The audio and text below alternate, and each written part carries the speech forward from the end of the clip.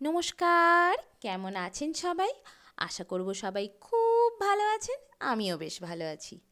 আজকে আপনাদের সাথে শেয়ার করব দুর্দান্ত টেস্টের একদম কমন একটি রেসিপি, মটর পনির। পুরোপুরি নিরামিষ।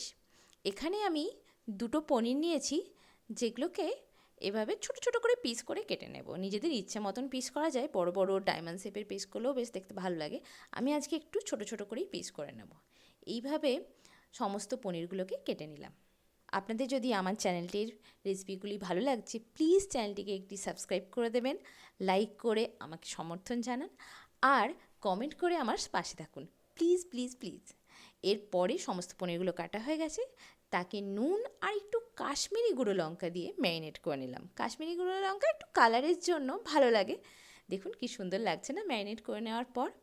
এরপর এই সমস্ত পনিরগুলোকে হালকা করে ভেজে নেব।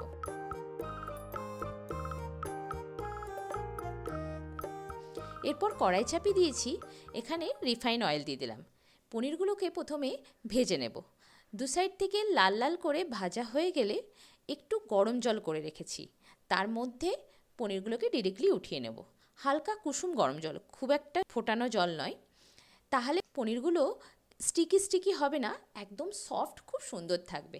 তাই পনিরগুলোকে ভেজে ডিরেক্টলি গরম জলে তুলে নেব।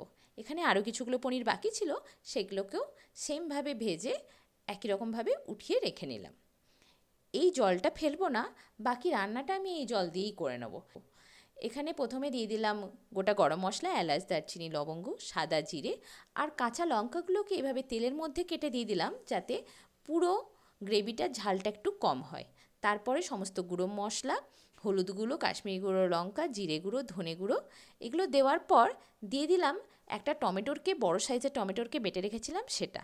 তারপরে তার সঙ্গেই দিয়ে দিলাম পরিমাণ মতো নুন। টমেটো দেওয়ার পরেই নুনটা দিয়ে দিতে হবে, তাহলে টমেটোটা খুব ভালোভাবে গলে যাবে। তারপরে কিছুক্ষণ কষিয়ে নিলাম। দেখুন মশলাটা কি দারুণভাবে কষানো হয়ে গেছে, চারিদিক থেকে কি সুন্দর তেল ছেড়েছে। একটু পরিমাণ দিয়ে দিলাম চিনি, পুরো রান্নাটার টেস্টের ব্যালেন্সের জন্য। সামান্য একটু জল দিয়ে নাড়াচাড়া করে একটু পুরো মশলাটার টেম্পারেচারটা একটু হালকা কমিয়ে নিলাম একটু জল দিয়ে। তারপরে এর মধ্যে দিয়ে দিলাম কাজু আর দই বাটাটা, তাহলে দইটা ফেটে যাবে না। আর দইটা দেওয়ার সঙ্গে সঙ্গে ভালোভাবে নাড়তে হবে, তাহলে দইটা ফেটে যাবে না। যদিও কাজু দেওয়া আছে, দই ফাটার চান্সটা অনেকটা কম। তারপরে কিছুক্ষণ কষিয়ে নিয়েই দিয়ে দিলাম মটরগুলো। মটরগুলোকে ঢাকা দিয়ে ভালো করে রান্না করে নিলাম। মটরগুলো পুরোপুরিভাবে গলে গেলে পরে দিয়ে দিলাম ভেজে রাখা পনিরটা। এরপর সমস্তটাকে ঢাকা দিয়ে 10-15 মিনিটের মতো রান্না করে নিলাম, তাহলেই আমাদের মটর পনিরের রেসিপি একদম রেডি। লাস্টে একটু কসুরি মেথি দিয়ে দিলাম, আর গ্যাসটা বন্ধ করে ঢাকা দিয়ে কিছুক্ষণ রেখেই সার্ভ করে নেব। আর তার সঙ্গে আমি এখানে নিয়ে নিয়েছি গরম গরম লুচি আর একটু মিষ্টি। কি দুর্দান্ত ব্রেকফাস্ট! এছাড়া এটা লাঞ্চ, ডিনার সব কিছুতেই আপনারা বানাতে পারেন, সবারই খুবই ভালো লাগবে। দারুণ টেস্টি হয়েছিল। কেমন লাগলো আপনাদের আমার এই ভিডিওটি অবশ্যই কমেন্টে জানাবেন। খুব তাড়াতাড়ি দেখা হবে নতুন একটি ভিডিওতে। ততদিনের জন্য বাই।